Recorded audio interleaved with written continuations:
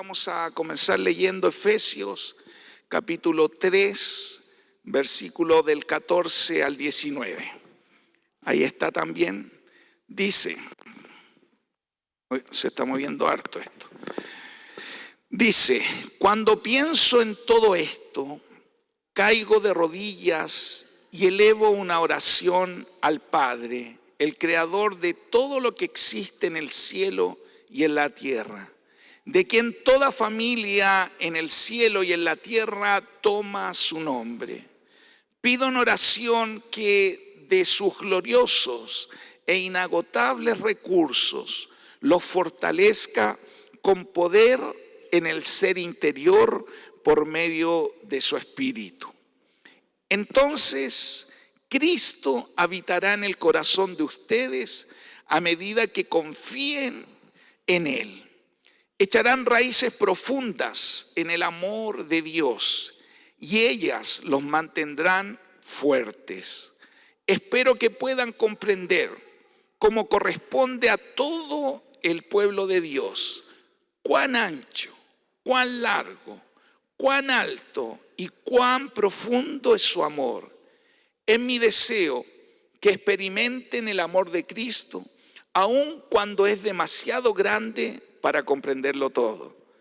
Entonces serán completos con toda la plenitud de la vida y del poder que proviene de Dios.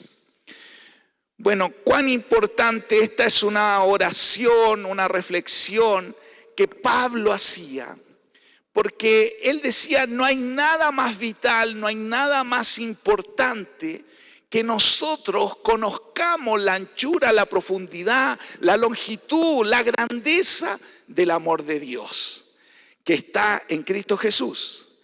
El amor del Padre es lo que nos transforma, el amor del Padre es lo que nos mantiene seguros, el amor de nuestro Dios es lo que nos mantendrá firmes. Y aunque es tan grande, necesitamos conocerlo. Hoy, como bien comenzamos esta reunión diciendo, hoy se celebra el Día del Padre.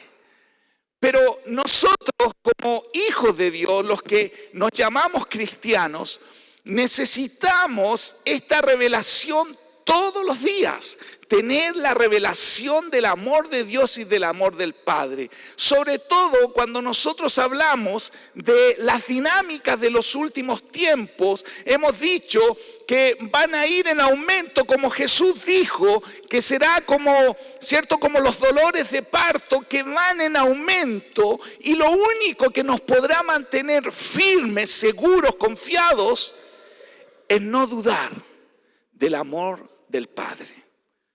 Porque la duda, la desconfianza es uno de los engaños que en los últimos tiempos más vendrán a nuestra mente.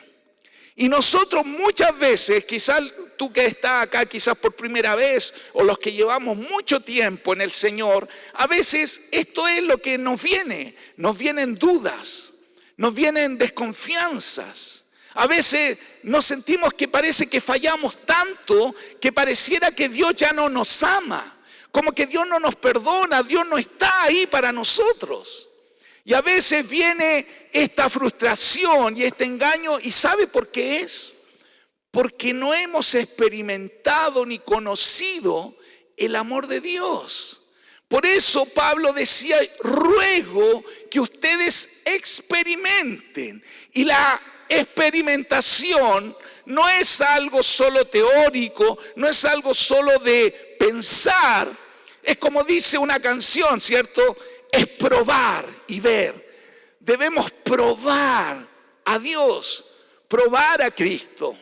A mí siempre me gusta contar esta historia, la cuento porque sobre todo a veces viene esta duda de que Dios no existe, de que Dios no es real, que es un mito, que es como una idea.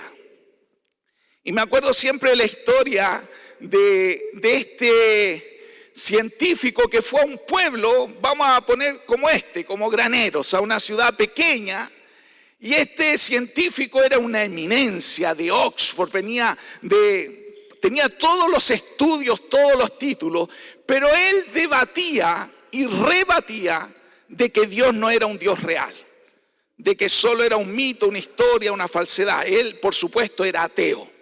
Y él en su exposición siempre él planteaba con muchos argumentos de que Dios no era real.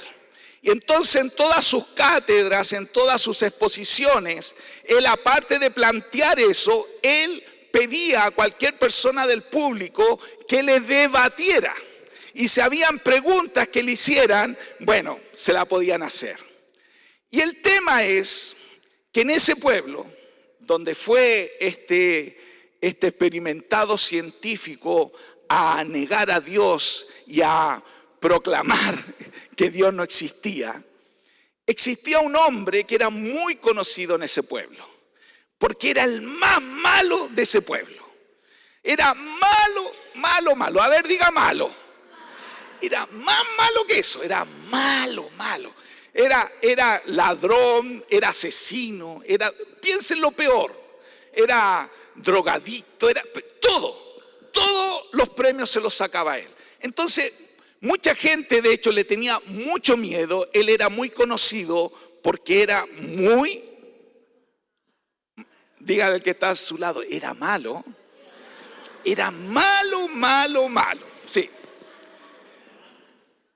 Pero un día, este hombre desaparece del pueblo y la gente dice, ¿y dónde está? Le vamos a poner un nombre ficticio, Juanito Pérez. ¿Ya? ¿Dónde está Juanito Pérez? Y nadie sabía dónde estaba Juanito Pérez. El tema es que por ahí se empezó a correr un rumor. Juanito Pérez se había convertido. Juanito Pérez se había hecho cristiano evangélico. Ya no era el mismo. Pero nadie lo había visto, solo había un rumor. Juanito Pérez, el malo, ya no era tan malo. Y bueno, y pasó mucho tiempo hasta que vino este científico. Y en un gimnasio como este se reunió mucha gente del pueblo a escuchar lo que este científico quería decir. Dios no existe. Y después de toda su exposición, de toda su cátedra, él dice, bueno, dejo el micrófono abierto. ¿Quién quiere debatir? ¿Quién quiere hacerme una pregunta? ¿Quién quiere negar lo que yo estoy diciendo de que Dios no existe? Y desde el fondo, bueno, estamos aquí cerca, pero era un gimnasio más grande que esto. Y desde el fondo, adivinen quién aparece. Dígale al que está atrás suyo, apareció Juanito Pérez. Aparece Juanito Pérez y empieza a caminar hacia el escenario donde estaba este científico. Pero lo único que Juanito Pérez iba haciendo, iba con una naranja pelándola. Y empezaba a avanzar. Y el científico le decía, sí, adelante. Juanito Pérez sube para hacerle una pregunta. Y el científico le dice, ¿qué me quiere preguntar? Y adivine qué hacía Juanito Pérez. Solo pelaba la naranja. Y era malo él, pues acuérdense que él era malo. Entonces toda la gente en silencio, mirando a Juanito Pérez y mirando al científico. Y Juanito Pérez seguía pelando la naranja. El científico le dice, bueno, ¿me va a hacer la pregunta? ¿Y qué hacía Juanito Pérez? Callado, pelando la naranja. Bueno, para no hacerla tan larga, ¿cierto? Ya estaba ofuscado el científico, enojado, diciéndole, pero si usted subió acá es para que me haga una pregunta o me debata, no sé. Y Juanito Pérez pelaba la naranja. Entonces ya le dijo el científico enojado, entonces bájese y todo. ¿Y qué hace Juanito Pérez ahora que tiene pelada la naranja? Se la come. Y se comió toda la naranja. Y le hace esta pregunta al científico. ¿Estaba dulce o estaba agria la naranja? Y el científico más se enojó. Enojado, colorado, le dijo, ¿y qué sé yo? Yo no probé la naranja, ¿y cómo usted me hace esa pregunta? Y Juanito Pérez le responde, eso es lo que usted está haciendo con Dios. Usted nunca lo ha probado y está negando que Él existe. Todos nosotros podemos tener ideas de Dios, conceptos de Dios. Aún podemos llevar muchos años viniendo a una congregación sabiendo, escuchando, celebrando Navidad, Semana Santa, etcétera, pero sin haber experimentado a Dios. Porque Dios es un Dios vivo. Esa es la esencia del cristianismo, que nosotros no creemos en una teoría, nosotros creemos en nuestro Dios Padre, que resucitó, que murió por nosotros, resucitó y que volverá. Por eso conocerlo como Padre es lo más maravilloso. Y creo que una de las cosas que el enemigo más ha dañado es esto. Porque a veces, como decía adelante la hermana Griselda, es verdad, pareciera que a veces se celebra más a la mamá que al papá. Y a veces es con razón, es cierto. No estoy hablando de aquí, estoy hablando en general. A veces hay mamás que han sido más tiernas, más luchadoras, han sacado adelante a su familia. Y no quiero decir que aquí no hayamos papás que hagamos eso, pero estoy hablando en la generalidad. Porque el enemigo, una de las cosas que ha querido dañar es la visión paterna de Dios. Porque al dañar la visión paterna de Dios, daña la fe, daña la confianza, daña esto de decir, Dios es un Dios que responde, que es fiel, que no va a fallar.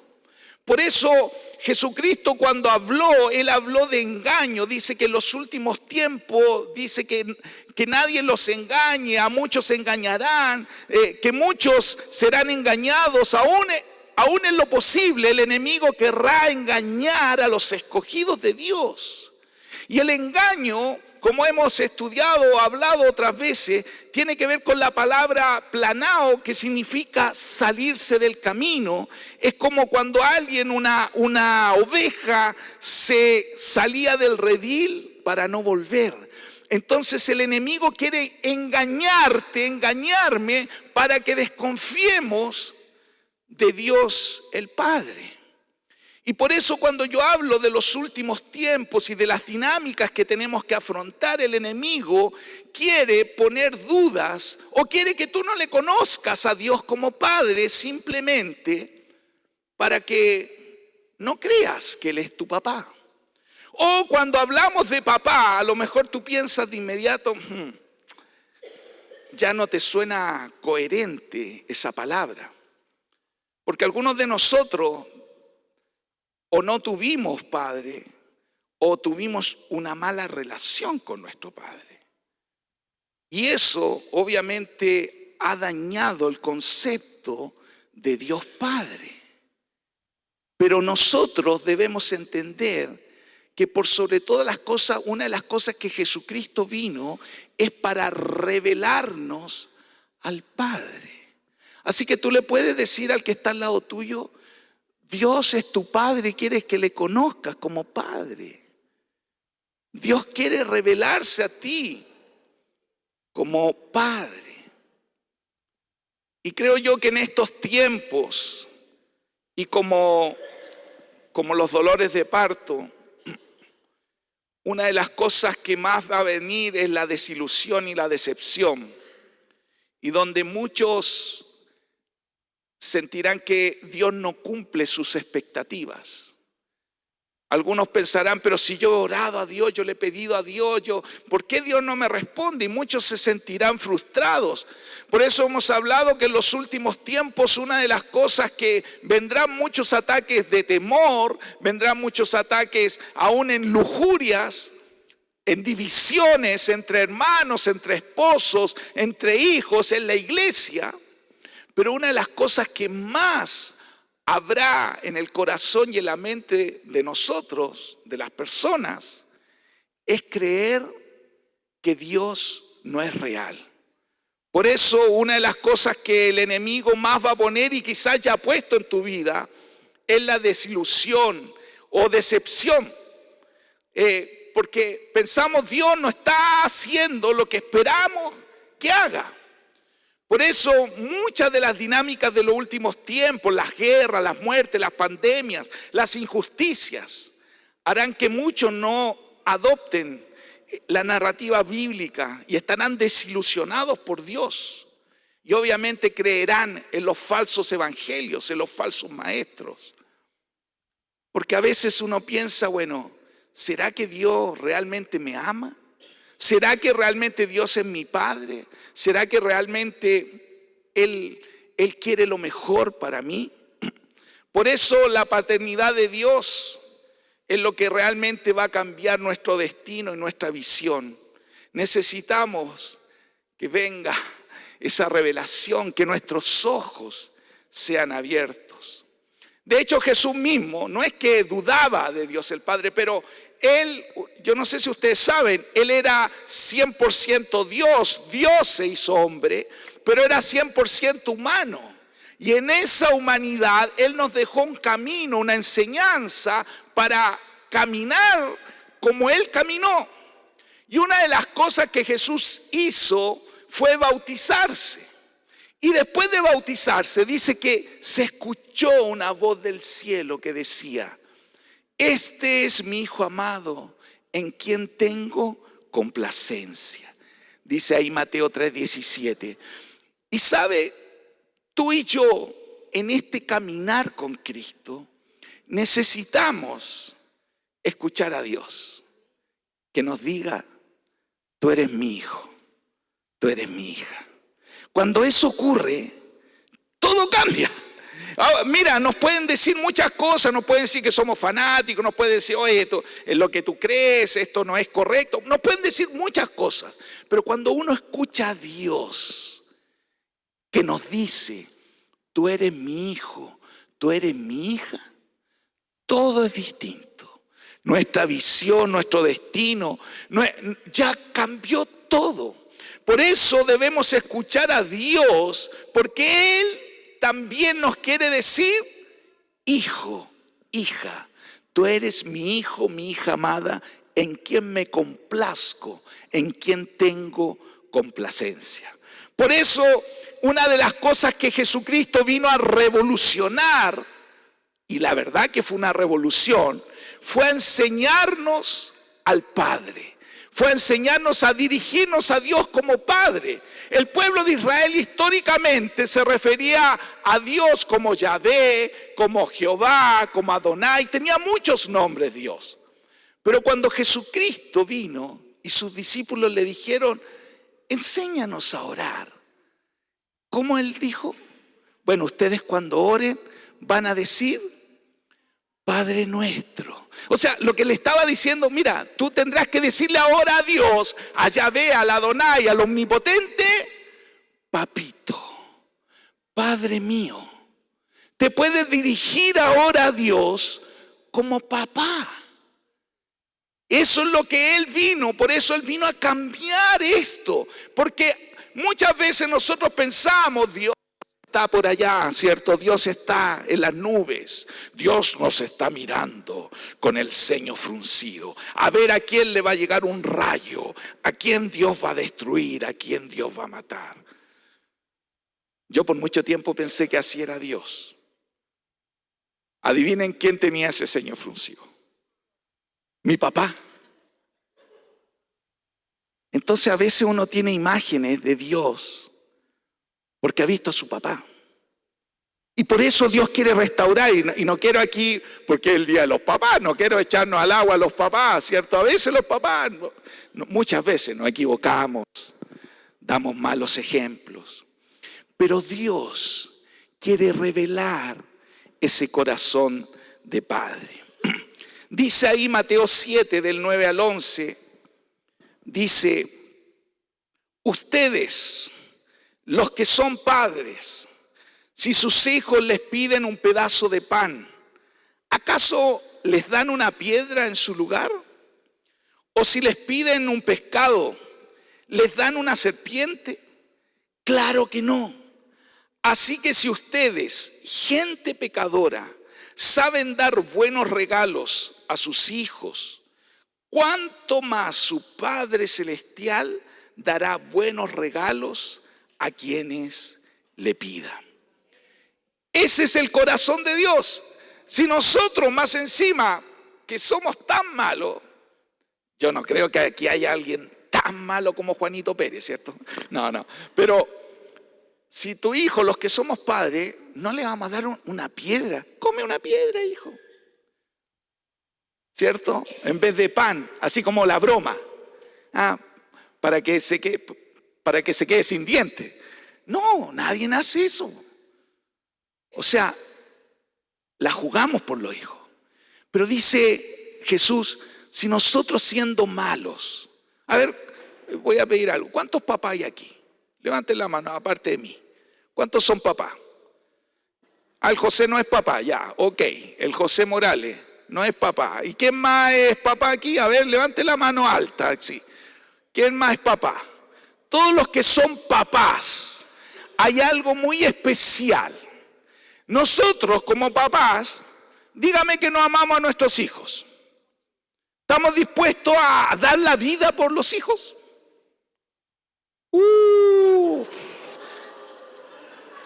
Necesitamos que Dios nos revele al Padre. A ver, ¿cuántos papás están dispuestos a dar la vida por los hijos? Sí.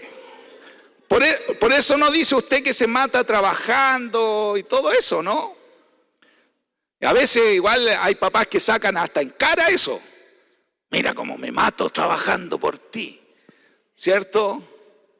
Bueno, dice Jesús que aún siendo malos nosotros, siendo pecadores, damos buenas cosas a nuestros hijos. ¿Cuánto más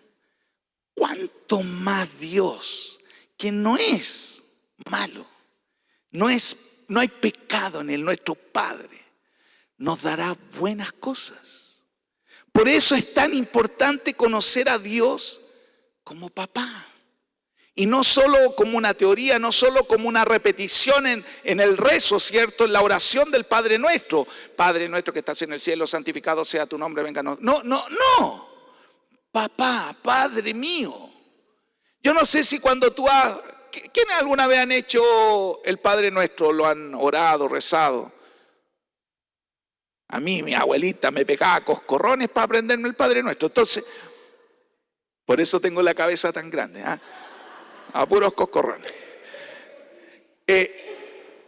¿Saben por qué decimos así? Porque no nos hemos dado cuenta que Dios quiere ser tu papá.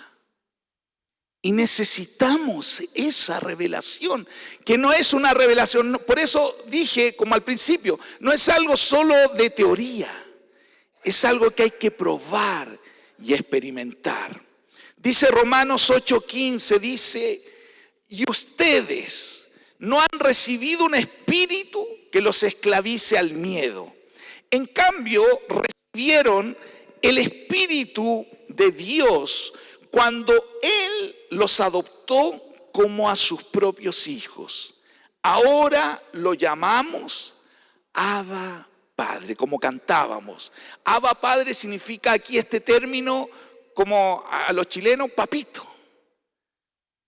Ese es el Espíritu Santo que está en nosotros, que nos quiere llevar a decirle papito.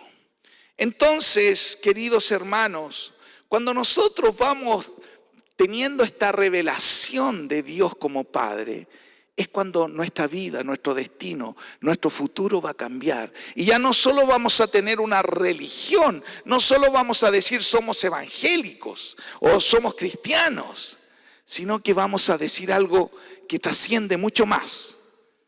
Soy un hijo, soy una hija de Dios, soy un príncipe, soy una princesa, porque soy hijo o hija del Rey de Reyes y Señor de Señores. Y esto yo sé que en la prosa, en la palabra suena bonito, pero cuando uno sabe esto, mira, pueden venir muchas dificultades. La vida tiene dificultades. La vida a veces nos trae enfermedades. La vida a veces trae dolores muy profundos, pérdidas. A veces también vienen situaciones que no podemos manejar. Pero cuando yo sé que soy un hijo, una hija. Todo es distinto. Puedo caminar aún por ese valle. Yo siempre repito esto porque, no sé, he tenido como una revelación de esto, podría decir. Porque puedo caminar por ese valle de sombra y de muerte. Y sé que mi papá me va a infundir aliento, como dice el Salmo 23. Por eso tú y yo debemos conocer el corazón de Dios. Y yo anoté 7 cualidades o características del corazón de Dios, pero voy así como a nombrarlas. Hoy día yo solo quería hacer una reflexión de esto, porque entiendo que esto tienen que nuestros ojos ser abiertos.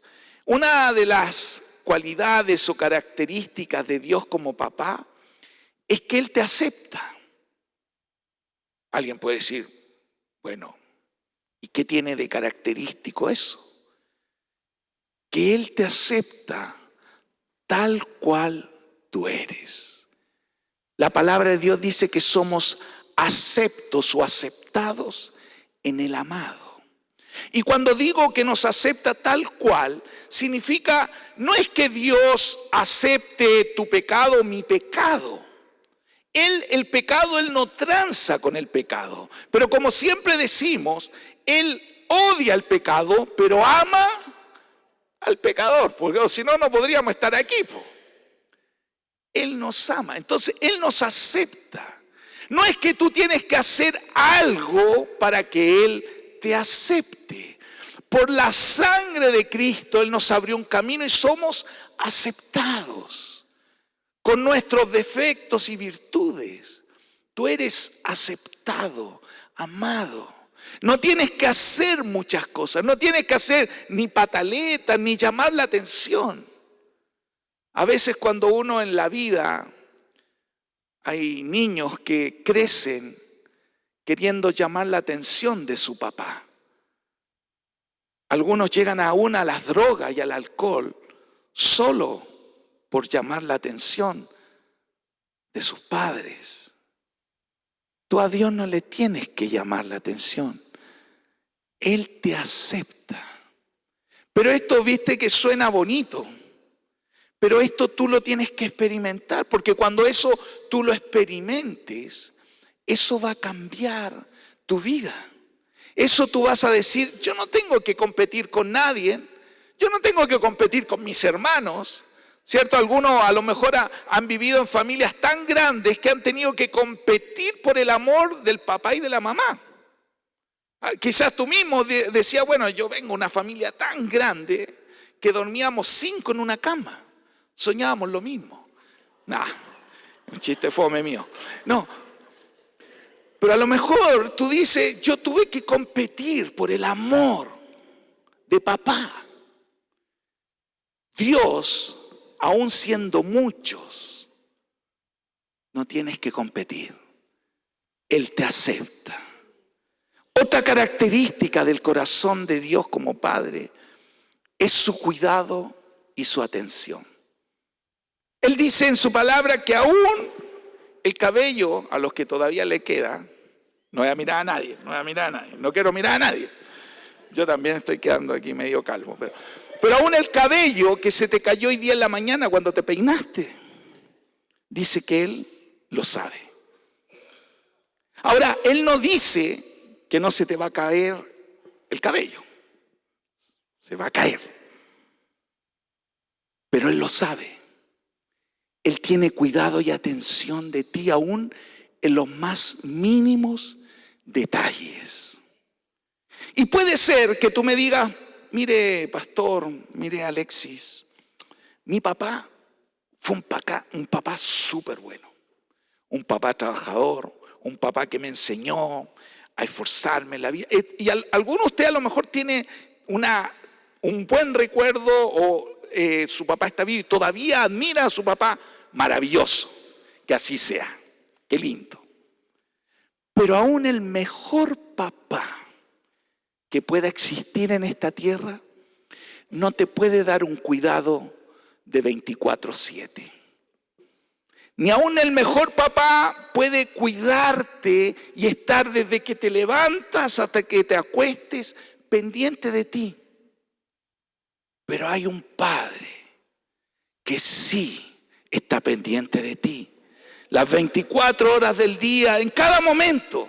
Que tú no necesitas decir, bueno, mi papá está en el trabajo, mi papá anda en el turno, no. Porque puede ser, viste, que muchos a veces cuando éramos niños teníamos que esperar al papá y a veces nos quedábamos dormidos y a veces ni veíamos al papá por su trabajo. Pero este papá está disponible. Este papá te cuida. Y por eso su cuidado y su atención no es como nadie, como ninguno. Ni como el mejor papá que exista. Por eso necesitamos, Señor, abre nuestros ojos para conocerte como este papá. También otra característica del corazón de Dios como Padre es su cariño. Y digo cariño hablando de ternura. A veces por eso, como nos hablaba al principio nuestra hermana Griselda, a veces se hace la comparación, ¿cierto?, entre papá y mamá. Porque cuando un niño se cae, ¿a quién corre primero? A la mamá. Pero es a veces por todo este nexo, esta ternura, que a veces los hombres... Yo de hecho, bueno, hoy día no vino mi papá, así que voy a aprovechar de pelarlo. Yo me crié en una generación donde mi papá me decía, los hombres no lloran. Los hombres no lloran. Las mujeres son los que lloran. La niñita. Así que, ay, sea un macho rudo, recio. Y sabe que eso trajo problema a mi vida por muchos años. Hasta que conocí a Jesús. Y conocí al hombre de hombres. Al mayor hombre que ha existido, que dio su vida. Que se entregó, no se la quitaron, se entregó. El hombre más valiente, nuestro superhéroe. Y el versículo más corto de la Biblia dice que Jesús lloró. Dios es un Dios cariñoso. Dios como Padre es un Padre tierno, amoroso, que cuida de nosotros. Y por eso esto todos lo debemos experimentar. Y eso va a cambiar muchas formas de ver que el cristianismo no es algo, no es una religión falsa, fría, sino que es algo verdadero. Por eso hablamos de una relación con Dios y no una religión. Por eso aún en las dinámicas que nos toquen vivir, cuando uno ha experimentado esto, no duda, no hay desconfianza, porque Él es cariñoso. Otra de sus cualidades, dije que son 7. La cuarta, su generosidad. Papá Dios es generoso. Oh, quizás alguno de nosotros creció escuchando no hay, no tengo. ¿Cierto? Cuando quizás puede ser que creciste en una situación de niño de escasez económica y de afecto. Pero hoy papá Dios te quiere decir, primero, que Él es el dueño del oro y de la plata. Como dice el Salmo 23, yo soy tu pastor y nada te va a faltar.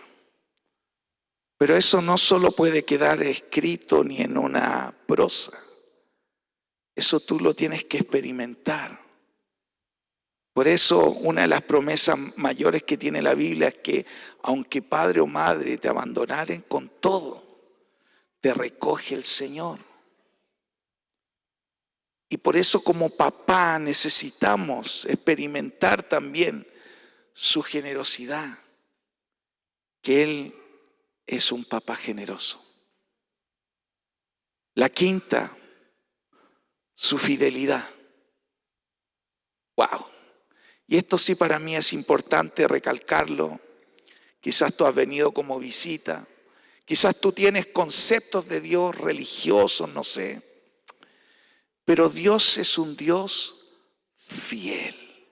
Dice la Escritura que aunque nosotros seamos infieles, Él sigue siendo fiel porque no se puede negar.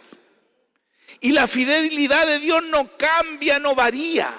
La fidelidad de Dios es eterna. Él es fiel para siempre. Y su fidelidad tiene que ver mucho con, por eso las dinámicas y la fe y la confianza y la esperanza que nosotros podamos tener, aún en los momentos más difíciles, tiene que ver con esta calidad, con esta cualidad, de Dios, esta característica de Dios.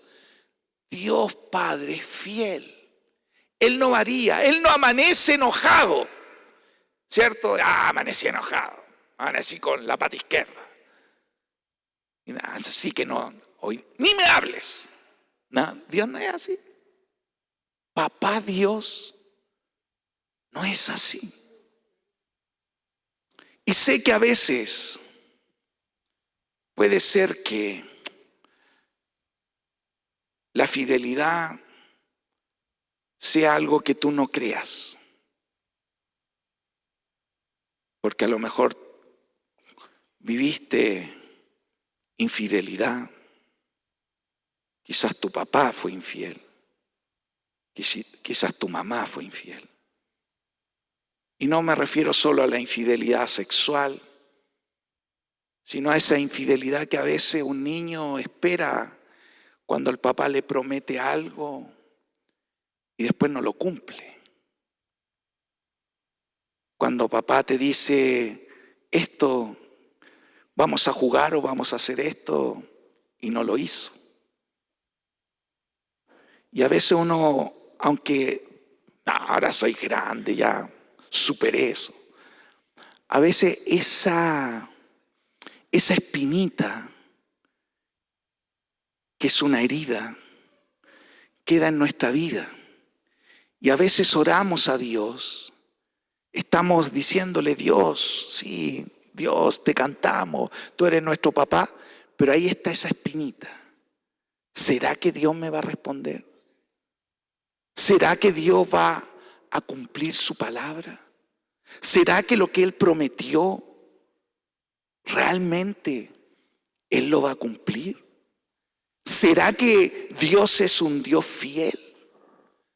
Porque queda esa espina. Y por eso la visión de papá, Dios, Él hoy día quiere aún inclusive traer sanidad, sacar esa espina que a lo mejor tú puedes tener, yo pueda tener, que nos hace dudar, que nos hace tener desconfianza. La penúltima característica de Dios como papá, su autoridad. Papá Dios es un Dios que tiene toda la autoridad. Jesús dijo, todo poder, toda autoridad me ha sido dada en los cielos y en la tierra. Pero ¿sabe? La autoridad de Dios, Él nunca la va a ejercer ni con violencia, ni con rencor, ni mucho menos injustamente. Él no ejerce. Él no te va a obligar nunca a nada. Dios es un Dios que nos permite amarlo, escogiendo amarlo. ¡Qué Dios maravilloso! ¡Qué papá maravilloso! Que no nos dice ahí con una pistola, no te obliga a amarle, sino que tú tienes que escoger en ese poder que se llama el libre albedrío que Dios te ha dado, de decirle, papá. Por eso su amor, dice la palabra de Dios, dice que es con cuerdas de amor. Esta palabra, el profeta Oseas se la profetizó a Israel, pero es lo mismo hacia nosotros. Es una palabra profetizada que así es el amor de Dios. Dice ahí en Oseas 11, del 1 al 4, dice, Cuando Israel era niño, yo lo amé y de Egipto llamé a mi hijo. Pero cuanto más lo llamaba, más se alejaba de mí y ofrecía sacrificios a las imágenes de Baal y quemaba incienso a los ídolos. Yo mismo le enseñé a Israel a caminar, llevándolo de la mano, pero no sabe ni le importa que fui yo quien lo cuidó. Guié a Israel con mis cuerdas de ternura y de amor. Quité el yugo de su cuello y yo mismo me incliné para alimentarlo. O sea, el Padre nos guía, nos cuida con cuerdas de amor. Aquí es una alegoría como un caballo, un buey, pero que no se le obliga, no se le pega para obedecer, sino que es con cuerdas de amor.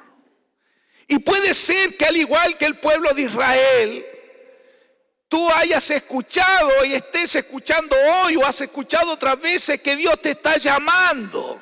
Dios te está con esas cuerdas de amor diciendo: yo te amo, hija, yo te amo, hijo. Pero al igual que Israel, entre más lo escuchas, más te alejas. El pueblo de Israel, entre más sabía, más escuchaba, más se alejaba y no le importaba. Y por eso dice Dios: pero si yo mismo me agaché a alimentarlos, a cuidarlos. Quizás tú está en tu corazón eso, tú dices: no, yo tengo mi propia religión, no, a mi forma. Y sigues un camino lejos del Padre, lejos de lo que Él quiere. Pero Él te quiere atraer con cuerdas de amor. Él quiere que tú dejes la religiosidad, lo que impide a veces que lo veas como algo tan lejano, como un credo, sino que tú lo puedas ver como papá. Su autoridad es sin rencor, sin violencia, no es injustamente. Y por último, la última característica es su misericordia. La misericordia, en teoría, significa dar a alguien lo que no merece. Eso es misericordia. Por eso decimos que Dios es misericordioso. Porque Dios nos ama, nos amó primero, nos perdonó, aún antes de que nosotros dijéramos sí. Quizás tú has venido por primera, por segunda vez y estás aquí y escuchas. Y yo te quiero decir que antes que vinieras, de hecho cuando estabas ahí en el vientre de tu mamá, el Padre ya te amaba. El Padre ya te había perdonado. Antes de pensar siquiera. Yo antes de pensar en Dios, Él ya había pensado en mí. Él había pensado en ti. Por eso su misericordia dice que es grande, es eterna. Su misericordia llega hasta los cielos. Y puede ser que tú por mucho tiempo lo que has experimentado, porque uno lo que experimenta de un papá o de una familia o de los profesores o de la policía, etcétera, ¿sabe lo que experimentamos en nuestra vida mayormente? La justicia. Y justicia significa dar a alguien lo que merece. O sea, cuando tú eras niño y te portabas mal, ¿qué te daban? Pin, pin. ¿Cierto? A lo mejor, a lo mejor no te hacían nada, pero te retaban. Cuando te sacabas, no estudiabas para una prueba, ¿qué te pasaba? Te recibías un 1, un 2, un 3, no sé. A mí me decían el Atila, el rey de los 1. Ya, chiste fome, pero para que se ría un poquito. Pero en la vida hemos recibido muchas veces justicia y a veces injusticia también. Cuando teníamos que recibir algo no lo recibimos. Pero por la generalidad, lo que uno experimenta en la vida se llama justicia. Usted se pasa un semáforo y hay más allá un señor de verde. ¿Qué va a recibir? Una boletita que dice un parte, se pasó un disco pare o un semáforo. Eso se llama justicia. Pero recibir misericordia es recibir lo que no merecemos. Es como pasarse esta luz roja y que más allá un señor de verde le diga al lado, y te dé un regalo, y te dé un premio. ¿Qué vas a decir tú? ¿Pero qué es esto? Yo me pasé un disco pare, yo me pasé un semáforo en rojo, merezco una multa, no un regalo, no una felicitación. Y aunque estoy poniendo un caso extremo, no lo vaya a hacer, porque esto es ficticio, ya no es verdad, no es que, total, el pastor me dijo que lo hiciera, no. Pero para ejemplificar esto, eso es lo que hace Dios, eso es la misericordia, recibir algo que no merecemos. Y así es su corazón, así es su corazón de papá. Por eso el relato más espectacular que existe en la Biblia, mostrando el corazón de papá, es el relato que está en Lucas capítulo 15. Y con esto quiero ir concluyendo. Dice Lucas 15, y voy a leer del 11 al 24. Dice, Jesús les contó la siguiente historia. Un hombre tenía 2 hijos. El hijo menor le dijo al padre, quiero la parte de mi herencia ahora, antes de que mueras. Entonces el padre accedió a dividir sus bienes entre sus 2 hijos. Pocos días después, el hijo menor empacó sus pertenencias y se mudó a una tierra distante, donde derrochó todo su dinero en una vida desenfrenada. Al mismo tiempo que se le acabó el dinero, hubo una gran hambruna en todo el país y él comenzó a morirse de hambre. Convenció a un agricultor local de que lo contratara y el hombre lo envió al campo para que diera de comer a sus cerdos. El joven llegó a tener tanta hambre que hasta las algarrobas con las que alimentaba a los cerdos le parecían buenas para comer.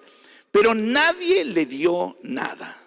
Cuando finalmente entró en razón, se dijo a sí mismo, en casa hasta los jornaleros tienen comida de sobra, y aquí estoy yo muriéndome de hambre.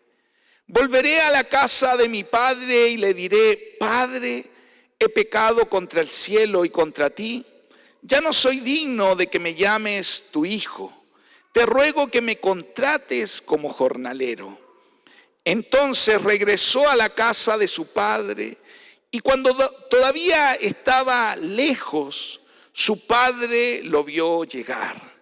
Lleno de amor y de compasión, corrió hacia su hijo, lo abrazó y lo besó.